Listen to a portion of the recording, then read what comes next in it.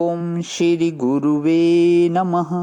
अज्ञानमोहान्तमोपहाभ्यां विवेकवैराग्यनिधिप्रदाभ्यां विश्वेशतत्त्वं प्रतिबोधिकाभ्यां नमो नमः श्रीगुरुपादुकाभ्याम्। ओम शांति शांति शांति। प्रणाम भवन।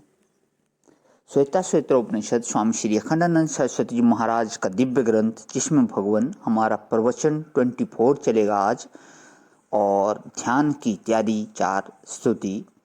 अभ्यास 2 मंत्र नंबर 4 चलेगा।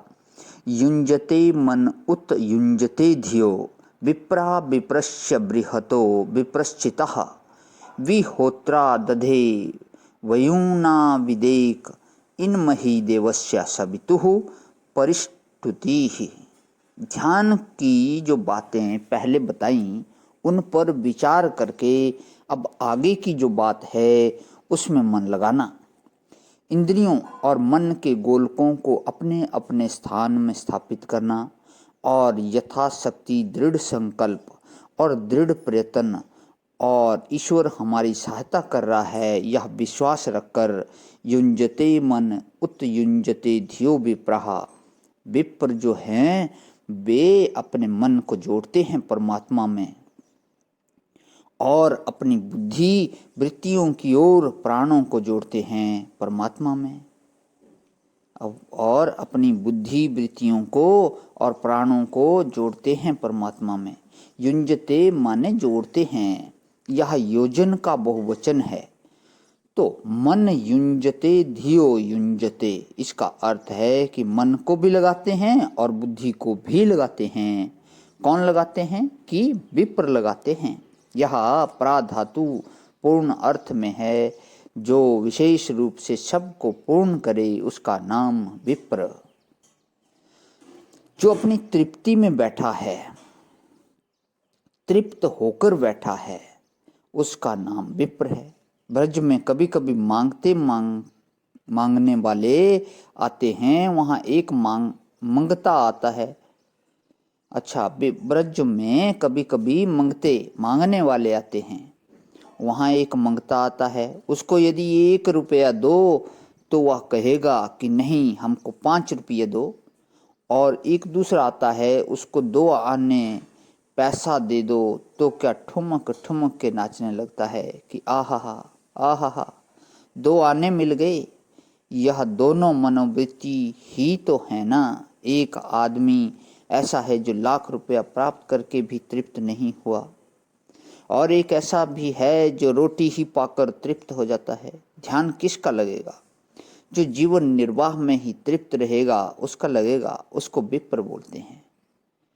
जो जीवन निर्वाह में ही तृप्त होता है, अपने ज्ञान के बल से ही तृप्त है, वह विप्र है। सेना के बल से जो तृप्त होता है वह राजा, धन के बल से जो तृप्त होता है वह चोर, बहुत सारा गोरख धंधा करके जो तृप्त होता है वह साहूकार, और जो अपने विश्वास दर्शन से तृप्त है उसका नाम विप्र है। ना उसमें सेना शक्ति की जरूरत है, ना उसमें धन शक्ति की जरूरत है, ना उसमें कर्म शक्ति की जरूरत है। ज्ञान शक्ति से तृप्त होना, यही विप्रत्व है। अब ध्यान उसी का लगेगा जो अपने इष्ट देव के बारे में जानकर, और इससे परे और कुछ नहीं है, यहाँ दृष्टि लेकर बैठा हुआ है। यह ध्यान की युक्ति है। एक नन्हा सा सांवरा सलौना बालक अपनी गोद में ले लो और कहो कि यह ब्रह्म है, यह समाधि है, यह ईश्वर है, इसकी प्राप्ति के अनंतर और कुछ भी प्राप्य नहीं है। देखो, उस नन्हे से बालक में तुम्हारा मन एकाग्र हो जाएगा।